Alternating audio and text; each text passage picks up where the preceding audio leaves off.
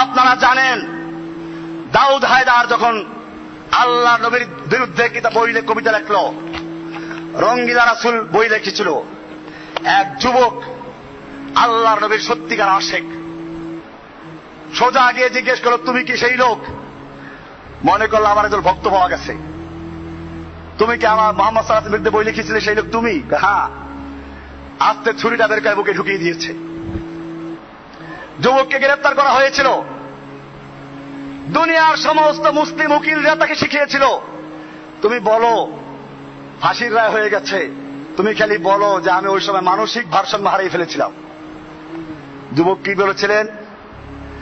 যুবক আদালতে বলেছিলেন, আমি স্বেচ্ছায় স্বজ্ঞানে সুস্থ অবস্থায় এই লোককে হত্যা করেছি, কারণ যেই ব্যক্তি আমার নবীকে গালি দিয়েছে, আমার নবীর বিরুদ্ধে বই কলম দ্বারা সাহস করেছে, আমার নবীর মহব্বতের তাকাদা ছিল সেই লোককে দুনিয়া থেকে বিদায় করে দেওয়া।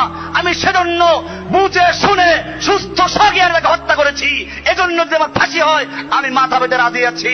এ সার কটকর সিরে পায়ে মোহাম্মদ লে যায়, মরনা উসি কো কাহতে হে মরনা যায়।